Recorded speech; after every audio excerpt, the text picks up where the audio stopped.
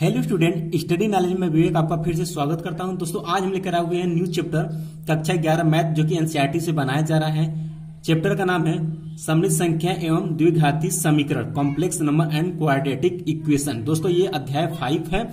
अध्याय 5 में आज हम पढ़ेंगे बेसिक। जी हाँ दोस्तों, कॉम्प्लेक्स नंबर क्या होता है और इसका कुछ फार्मूले हैं, वो सब हम लोग डिस्कस करेंगे आज की क्लास में।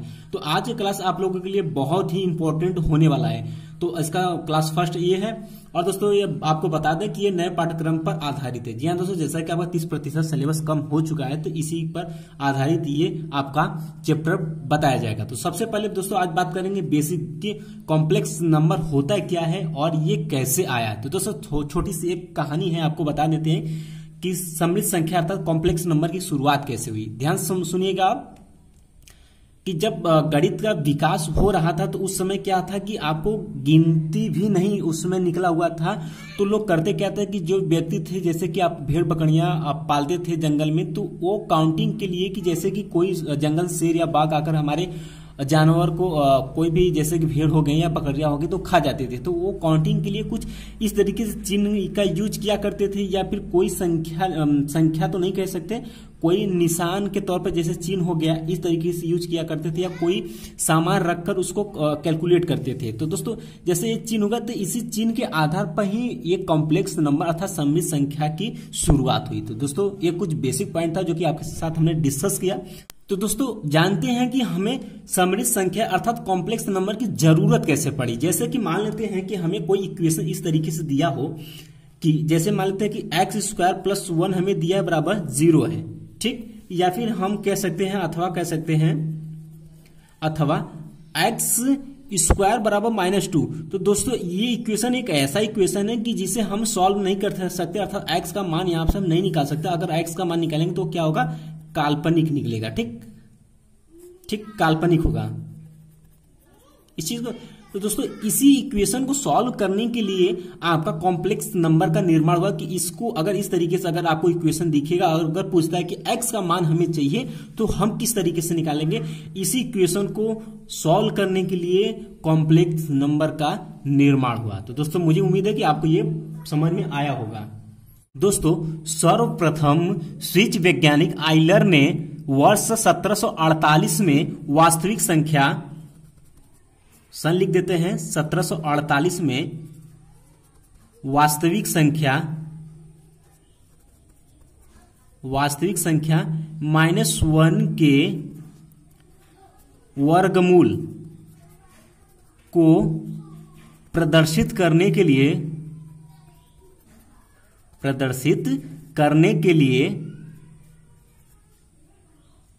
आई का, अर्थात इसे हम पढ़ते हैं प्रतीक, ये होता है प्रतीक, आपको बता दें, इसे नोट करिएगा, आई अर्थात इसे कहते हैं आयोटा।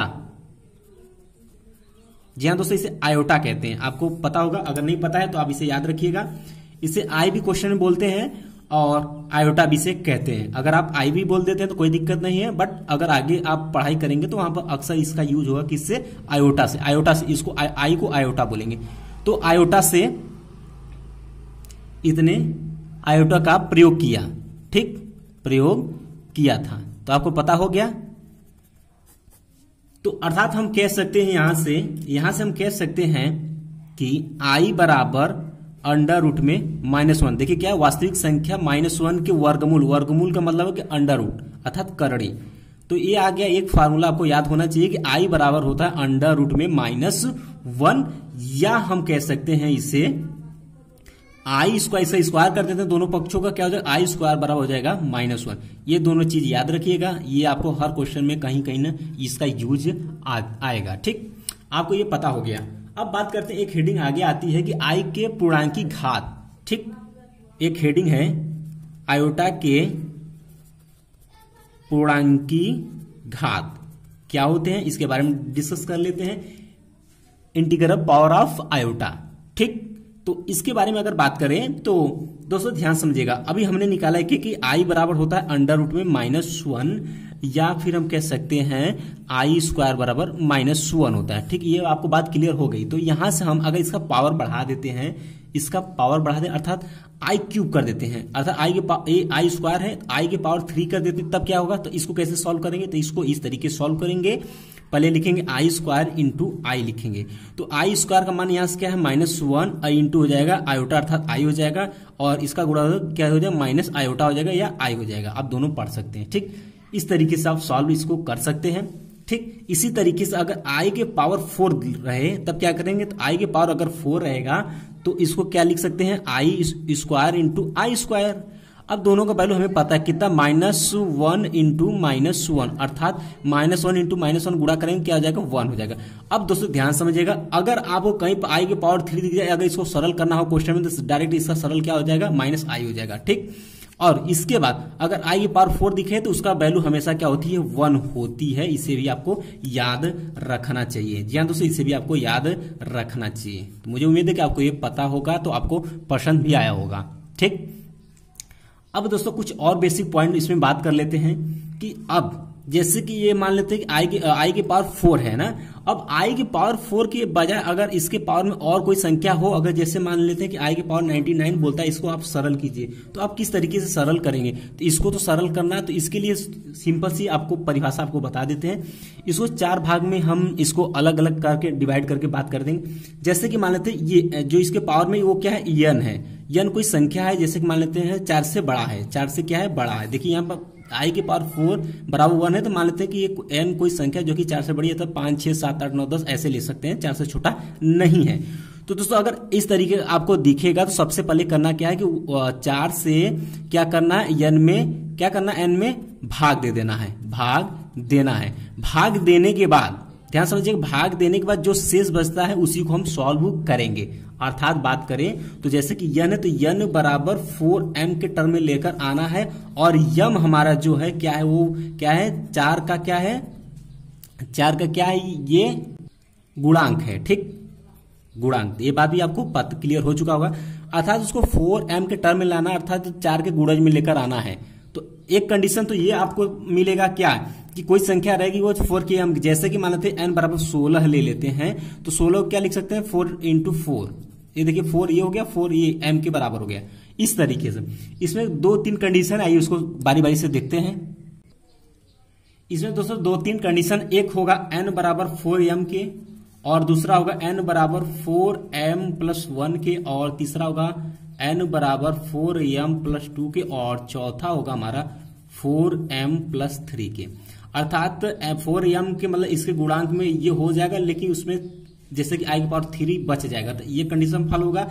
अगर i की पावर 2 बच जाता है या उसके पावर में 2 बच जाता है, तो ये वाला कंडीशन फल होगा।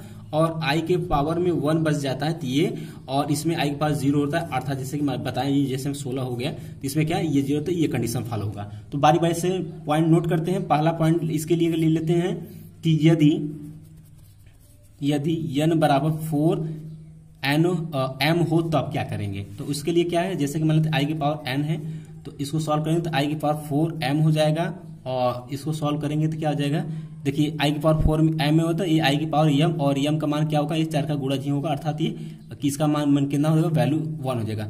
एग्जाम्पल की बात कर लेते हैं, जैसे कि आपको पूरी तरीके से क्लियर हो जाए। जैसे कि मान लेते हैं कि i की पावर हम 16 दे दिया, क्वेश्चन में बोलता है इसे सॉल्व करिए। इसको क्या लिख सकते हैं, इसमें 4 से भाग देना, इसमें 4 से भाग दे देना, तो 4 से भाग देंगे तो क्या हो जाएगा, ये आ जाएगा आपका क्या, i के पावर 4 इंटू 4 हो जाएगा, 4 चौका 16, ठीक, या इसके पावर में हो जाएगा। तो दोस्तों इसके पावर, इसको क्या है i के पावर 4, और इसका वैल्यू क्या होता है 1, और 1 की पावर 4 अर्थात क्या हो जाएगा 1, तो इसका आंसर क्या हो गया 1। इस तरीके से सॉल्व करेंगे। ठीक, उसके बाद दोस्तों दूसरा कंडीशन हमारा आता है कि यदि हमें दिया हो n बराबर 4m प्लस 1 आए, इस टाइप से आ जाए, तो किस तरीके से सॉल्व करेंगे।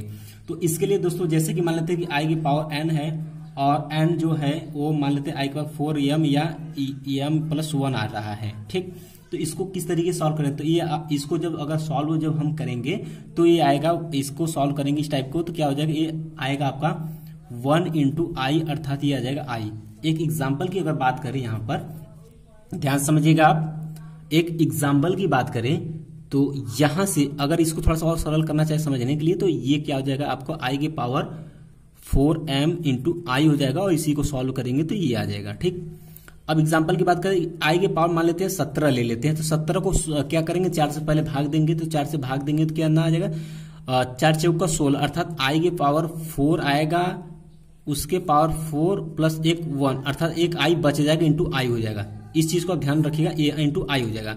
तो देखिए ये तो इसका वैल्यू क्या आ जाएगा, 1 के पावर 4 इंटू आई, ये तो 1 हो गया, लेकिन ये आई बच जाएगा, ये आई बच गया। तो अगर इस टाइप से अगर क्वेश्चन दिखे इस लेवल पर, तो इस तरीके से सॉल्व करेंगे, ठीक। उसके बाद दोस्तों अगला है एक पॉइंट और, कि अगर यदि n बराबर 4m प्लस 2 की भांति अगर दिखे तो आप किस तरीके से सॉल्व करेंगे। तो अगर मान लेते आई की पावर n है, तो इसको किस तरीके से सॉल्व करेंगे, इसको करेंगे आई की पावर 4m इंटू क्या आ जाएगा, आई स्क्वायर हो जाएगा, ठीक, इस तरीके से हो जाएगा। तो ये इसका वैल्यू कितना होता है, 1 इंटू क्या हो जाएगा, आई स्क्वायर, और आई स्क्वायर का वैल्यू कितना, -1 होता है। तो ये आंसर आएगा। ये भी आपको बात क्लियर हो गई होगी। और इसके बाद अगर बात करें, एक लास्ट पॉइंट आपका बचता है, कौन सा, कि यदि n बराबर 4m प्लस 3 हो, दोस्तों इसके लिए आप i की पावर 18 ले सकते हैं सॉल्व करने के लिए, ठीक, एग्जाम्पल के तौर पर। अब इसके लिए बात करें तो इसके लिए वही कंडीशन, i की पावर n है, तो इसको कैलकुलेट करें तो ये i की पावर 4m इंटू आई की पावर 3 हो जाएगा। तो जब इसको किस तरीके से सॉल्व करें, इसका वैल्यू कितना आ जाएगा, 1, और ये हो जाएगा आई की पावर 3। तो आई की पावर 3 को क्या लिख सकते हैं, आई स्क्वायर इंटू आई लिख सकते हैं। और ध्यान समझिए इसका वैल्यू कितना होता है, -1 होता है, और इंटू ये हो जाता है आई, ये हो जाता है -i। और इसकी एग्जाम्पल की बात करें, इसकी एग्जाम्पल की अगर दोस्तों बात करें, तो यहाँ पर हम ले सकते हैं आपका आई की पावर 19 या आयोटा के पावर 19। इसको सॉल्व करना चाहें तो 4 से भाग देंगे तो क्या हो जाएगा, आई के पावर 4 इंटू 4 इंटू आई के पावर 3 हो जाएगा। ये कंडीशन देखिए, ये क्या सेम मिल रहा है इससे, ठीक। अब इसको सॉल्व कर, इसका वैल्यू क्या है 1, और इसका क्या आई की पावर 3, अर्थात ये हो जाएगा आई स्क्वायर इंटू आई, और इसका वैल्यू कितना है, -1 होता है। तो यहां से हम कह सकते हैं कि -1 इंटू आई, अर्थात ये हो जाएगा माइनस आयोटा, ये आंसर होगा। तो दोस्तों इस टाइप से भी आपको क्वेश्चन पूछ दिया जाएगा। जैसे कि मान लेते हैं एग्जाम्पल की बात करें, तो आपके प्रश्नावली में क्वेश्चन अगर हम लेना चाहें तो लिख सकते हैं। यहां पे क्वेश्चन दिया हुआ है कि आई के पावर 9 दिया हुआ है, प्लस आई के पावर 19 दिया है, बोलता है इसको सरल करना है, बोलता है इसे आपको क्या करना है, सरल करना है। तो किस तरीके से सरल करेंगे आप, दोस्तों आपके 5.1 का ही प्रश्नावली का क्वेश्चन है, जिसको बोलता है सरल करना है। तो किस तरीके से सरल करेंगे दोस्तों, अब इसको जैसे कि अभी इस 4 आपको बताएं प्रॉब्लम, उसी में ये सॉल्व होगा। देखिए इसमें क्या करते, पहले 4 से भाग दे देंगे तो क्या होगा, देखिए क्या हो जाएगा, इसके पावर 4 इंटू 2, तो 4 दूना 8 हो गया, और एक कितना बचा, 9 चाहिए ना, तो एक आई बच गया यहाँ से। और यहाँ क्या कर सकते हैं, इसका भाग दे देंगे तो क्या हो जाएगा, आई के पावर कितना हो जाएगा, देखिए 4 चौका 16, तो अर्थात 4 इंटू 4 कर सकते हैं, और कितना बचा, आई की पावर 3 बचा। देखिए अभी आई की पावर 19 का हमने यहाँ पर कैलकुलेट किया हुआ है। अब दोस्तों यहाँ देख सकते हैं इसका वैल्यू क्या, 1 का स्क्वायर हो जाएगा, इंटू यहाँ बचा आई, प्लस यहाँ देखिए क्या इसका हो गया 1, और इंटा इसका क्या, आई की पावर 3 है, अर्थात आयोटा की पावर 3 है, इसको लिख सकते हैं आई स्क्वायर इंटू आई लिख सकते हैं। और इसका वैल्यू हमें पता है कितना, -1 होता है। तो यहाँ से क्या हो जाएगा, आयोटा इंटू यहाँ क्या हो जाएगा, सॉरी आयोटा प्लस यहाँ क्या हो जाएगा -1, और क्या हो जाएगा इंटू आई हो जाएगा। अर्थात इसको सॉल्व करेंगे तो क्या हो जाएगा, आयोटा और माइनस आयोटा, अर्थात ये हो गया 0।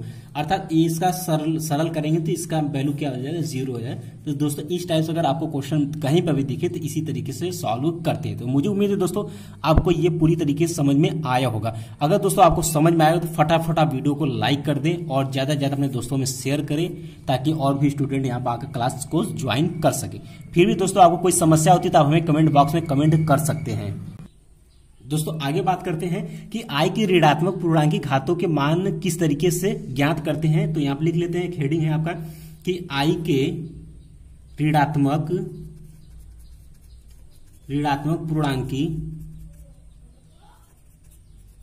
घातों के मान निम्नवत ज्ञात कर सकते हैं, निम्नवत ज्ञात कर सकते हैं। आइए इसको भी थोड़ा सा सरल कर लेते हैं, जान लाते हैं कि किस तरीके इसको सॉल्व कर सकते हैं। तो दोस्तों कहता है कि आई के ऋणात्मक पूर्णांकी घातों के मान किस तरीके से ज्ञात कर सकते हैं या निम्नवत ज्ञात कर सकते हैं। आइए ज्ञात करते हैं। जैसे कि मान लेते हैं हमें क्वेश्चन में अगर आई पर -1 दिया, बोलता है इसको सरल करना है, तो किस तरीके से सरल करें। दोस्तों ध्यान से, ये आयोटा के पावर -1 दिया है तो इसको क्या लिख सकते हैं, 1 आयोटा लिख सकते हैं, बिल्कुल आपको पता होगा। अब इसको थोड़ा सा और सरल करते हैं। इसमें करते क्या हम लोग कि इसमें गुणा करा देते हैं, इसको गुणा करा देते हैं किससे, आई के पावर 3 से अपन आई के पावर 3 से गुणा करा देते हैं तो क्या हो जाएगा, ये आयोटा के पावर 3 हो जाएगा और नीचे क्या हो जाएगा, आयोटा के पावर 4 हो जाएगा। ठीक, तो दोस्तों यहां समझिएगा, और इसका वैल्यू हमें पता है, इसका वैल्यू कितना होता है, 1 होता है। अब तो आपको याद भी हो गया होगा। ठीक, तो अब दोस्तों ध्यान समझिए, ये क्या, इसको क्या लिख सकते हैं, इसका भी वैल्यू आपको पता होगा, डायरेक्ट क्या माइनस आई आएगा, लेकिन यहाँ पर क्या हो जाएगा, इसको लिख लेते हैं आई स्क्वायर इंटू आई हो जाएगा, अपन क्या हो जाएगा यहाँ पर 1। और इसका वैल्यू आप जानते हैं -1 होता है, तो यहाँ से हो जाएगा -1 इंटू क्या हो जाता है आई, तो यहाँ कैलकुलेट करेंगे क्या होगा, -1 आ जाएगा। अर्थात कह सकते हैं -1 के आई की पावर -1 बराबर माइनस आयोटा अर्थात माइनस आई होता है। इसे आप याद रखिएगा, बीच बीच में कभी क्वेश्चन में यूज करने को मिल सकता है। ठीक, इसी तरीके से दोस्तों अगर और क्वेश्चन सॉल्व करते हैं, जैसे आई की पावर -2 दिया है, तब किस तरीके से सॉल्व करेंगे, इसी तरीके से सॉल्व, इसको क्या लिख सकते हैं, 1/आई स्क्वायर। दोस्तों से ध्यान समझिएगा, या हम आई बोले या फिर हम बोले क्या, आयोटा बोले, दोनों का मतलब एक ही होता है। ठीक, आप कंफ्यूजन ना होइएगा। तो दोस्तों यहां हम क्या इसको इस तरीके से लिख सकते हैं, और इसको फिर इसका वैल्यू हमें पता है तो रख देते हैं, क्या हो जाएगा 1 क्या हो जाएगा -1 ओवरऑल क्या हो जाएगा -1। तो अर्थात आई के पावर अगर -2 दिख जाए तो उसको क्या लिख सकते हैं, -1 लिख सकते हैं। ये भी आपको क्लियर हो गया होगा। इसी तरीके से अगर आई के पावर -3 अगर कहीं पर आपको दिख जाए तो इसको किस तरीके से सॉल्व करेंगे, इसको लिखेंगे 1 आई के पावर 3 लिखेंगे, और इसको क्या लिखेंगे, आई 1/आई स्क्वायर इंटू आई, और इसका मान आप जानते हैं कितना होता है, -1 होता है, तो यहां से क्या आ जाएगा 1/-आई होता है। ठीक दोस्तों थोड़ा सा यहाँ पर ध्यान दीजिएगा, यहाँ पर ऐसे नहीं होगा, यहाँ ध्यान, इसमें क्या करते हैं, ऊपर नीचे क्या करते हैं, आई से गुणा करा देते हैं, तो यहाँ से ये क्या हो जाएगा आपका आई के पावर 4, और इसका वैल्यू कितना होता है, 1 होता है, अर्थात ये हो जाता है आई। तो हम कह सकते हैं कि आई के पावर -3 बराबर हो जाता है आई। ठीक, अगर ये दिखे इसके पावर में दिखे तब -3, तो इस तरीके से इसको सॉल्व करते हैं। ये बीच बीच में आपको क्वेश्चन में कहीं यूज करने को मिल सकता है, तो अगर आपको याद है तो अच्छी बात है, नहीं तो आप कैलकुलेट करके निकाल सकते हैं। तो दोस्तों मुझे उम्मीद है कि ये भी आपको अच्छे से समझ में आया होगा। ठीक, अब आगे कुछ पॉइंट याद रखते हैं, ध्यान समझिएगा आप। एक पॉइंट और रह जाता है, जैसे कि मान लेते हैं आई की पावर -4 है, एक और छुटा था, इसको भी बता देते हैं। तो इसको किस तरीके से सॉल्व करते हैं, ये हो जाएगा 1/आई की पावर 4, और इसका वैल्यू आप जानते हैं कितना होता है 1, तो ये क्या है 1/1 अर्थात ये हो जाएगा 1। तो अगर आपको कहीं आई की पावर -4 के टर्म में दिख जाए तो उसका वैल्यू क्या होता है 1 होता है। इसे भी आप याद रखिएगा। ठीक, ये हो गया दोस्तों। एक याद वाली पॉइंट है, नोट करिएगा, याद रखिएगा कि आयोटा में अगर 0 से, जी हाँ दोस्तों, अगर 0 से आई में गुणा करते हैं तो उसका मान क्या होता है, 0 होता है। ये आप याद रखिएगा। हर संख्या की तरह अगर किसी संख्या में 0 से गुणा करते हैं तो क्या होता है, 0 होता है। उसी तरीके से अगर आयोटा से गुणा करेंगे तो वो भी क्या होगा, हमारा 0 का, अर्थात आई क्रॉस 0 क्रॉस आई, या कह सकते हैं आई क्रॉस 0, इसका वैल्यू कितना होता है, 0 होता है। ये आपको याद रखिएगा। ठीक, इसके बाद दोस्तों आगे कुछ पॉइंट डिस्कस कर लेते हैं कि काल्पनिक अथवा अधिकल्पित संख्या क्या होती है उसके बारे में। तो दोस्तों अगला हेडिंग आता है काल्पनिक संख्या, अथवा कह सकते हैं इसे दूसरा नाम से क्या प्रदत्त है, अधिकल्पित भी बोलते हैं, अधिकल्पित संख्या। ठीक, और इसे इंग्लिश में बोलेंगे आपको इमेजिनरी नंबर। ठीक, आपको क्लियर हो गया होगा। ये क्या होता है, ध्यान समझिएगा परिभाषा इसका, कि किसी ऋण वास्तविक संख्या का वर्गमूल काल्पनिक या अधिकल्पिक राशि कहलाती है। क्लियर हो गया होगा। फिर से एक बार रिपीट करते हैं, किसी ऋण वास्तविक संख्या का वर्गमूल हमारा क्या कहलाता है, काल्पनिक संख्या, अधिकल्पिक संख्या कहलाता है। अब जैसे में बात कर लेते हैं, एग्जाम्पल की बात कर लेते हैं यहां पर, तो दोस्तों ध्यान समझिएगा। इसके लिए उदाहरण में क्या कर सकते हैं, अंडर रूट में -3 ले सकते हैं, या फिर अंडर रूट में -9/4 भी ले सकते हैं। ये सब क्या हमारी काल्पनिक संख्याएं हैं,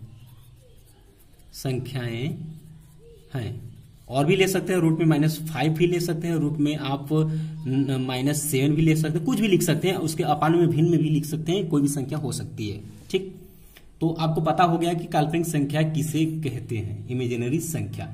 अब एक नोट पॉइंट है याद रखने के लिए, कि याद रखिए, जी हाँ दोस्तों याद रखिएगा आप, कि यदि ए एक धन वास्तविक संख्या हो तो, लिखिए यदि ए एक क्या हो, धन वास्तविक संख्या हो तो, जैसे कि 3 4 5 6 7 ऐसे, ठीक। तो उसको हम क्या लिख सकते हैं, अंडर रूट में माइनस ए बराबर अंडर रूट में -1 गुणे ए बराबर, इसको सॉल्व करेंगे तो ये लिख सकते हैं आप अंडर रूट में -1 इंटू अंडर रूट में ए, और इसको अगर सॉल्व करेंगे तो आई अंडर रूट में ए हो जाता है। इसे आप याद रखिएगा। हो सकता है कि आपको कुछ बात पल्ले ना पड़ा हो, बट अगर क्वेश्चन कहीं पर भी दिखेगा तो वहां पर अगर हम सॉल्व करेंगे तो आपको और आसानी से समझ में आ जाएगा। करना कुछ नहीं है, ये अंडर रूट में क्या माइनस से है, तो यहाँ पर माइनस है, तो यहाँ पर क्या लिख सकते हैं, -1 लिख सकते हैं। यहाँ पर मैंने वही लिखा हुआ है। रूट को अलग अलग दोनों को बाहर निकाल देते हैं, और रूट में -1 का वैल्यू होता है आयोटा, ये हो जाता है आयोटा अंडर रूट में ए। ठीक, आपको क्लियर हो चुका होगा। इसके बाद इससे प्रदर्शित होता है कि प्रत्येक काल्पनिक संख्या को काल्पनिक इकाई आई तथा एक वास्तविक संख्या के गुणनफल के रूप में व्यक्त किया जा सकता है। इसका निर्णय ये निकलता है। नीचे लिख सकते हैं हम कि इससे प्रदर्शित होता है कि, इससे प्रदर्शित होता है कि प्रत्येक काल्पनिक संख्या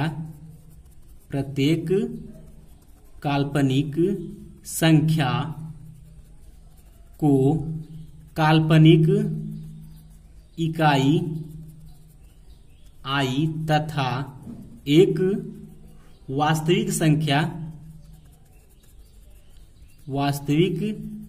वास्तविक संख्या के गुणनफल के रूप में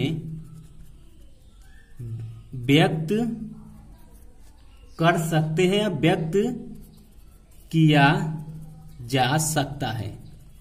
ठीक, ये क्लियर हो गया। अब बात करते हैं कि वास्तविक संख्या कभी भी काल्पनिक संख्या के बराबर नहीं हो सकती है। ये बात राइट है, ये नोट पॉइंट है कि आपका कि वास्तविक संख्या जो होती है, जैसे रियल नंबर है 1 2 3 4 5 6 7 8, ये आपके काल्पनिक संख्या, जैसे कि मान लेते हैं कि -√3 या कुछ भी संख्या ले सकते हैं, कि बराबर नहीं हो सकती। ये स्वाभाविक बात है, ये आपको क्लियर होगा, पता भी होगा। अर्थात कह सकते हैं कि वास्तविक संख्या नॉट इक्वल टू क्या होगा, काल्पनिक संख्या, किसी भी कंडीशन पर। ठीक, और ये भी आपको पता होगा और ये भी आपको पता हो गया है। तो दोस्तों,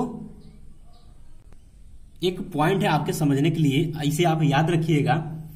एक तरीके से कह सकते हैं कि एक परिणाम है, या फिर कह सकते हैं एक थ्योरम टाइप का है, कि यदि ए तथा बी धन वास्तविक संख्याएं हैं,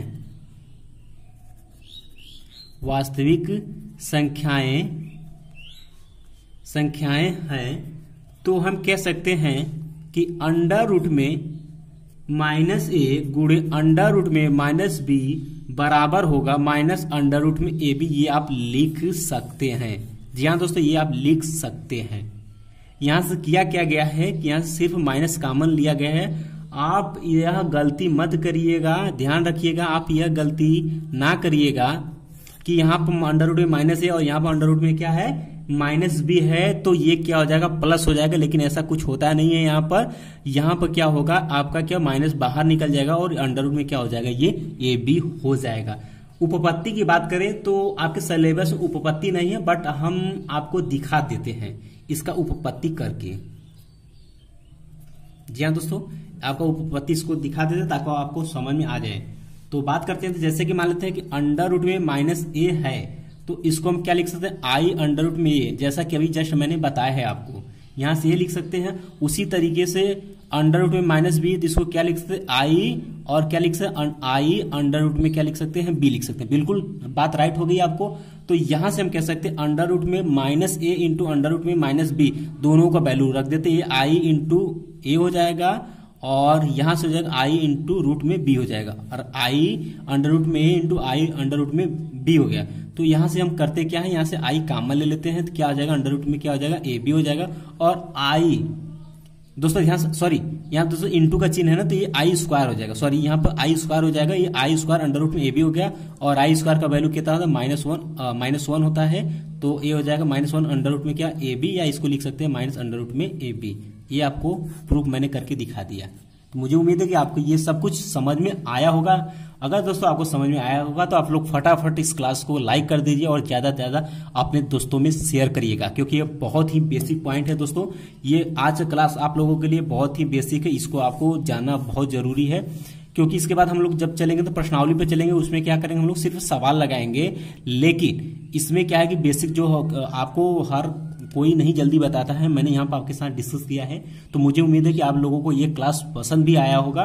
तो दोस्तों मिलते हैं नेक्स्ट क्लास में प्रश्नावली 5.1 लेकर, और उसमें कुछ बेसिक हल्का फुल्का जो पॉइंट या फार्मूले रह जाएंगे वो डिस्कस करेंगे, और इसमें क्वेश्चन लगाएंगे। जी हाँ दोस्तों, इसमें अगले क्लास में हम लोग क्वेश्चन लगाएंगे, लेकिन ये क्लास आप लोगों के लिए बहुत ही इंपॉर्टेंट है। तो दोस्तों मिलते हैं नेक्स्ट क्लास में, तब तक के लिए जय हिंद जय भारत।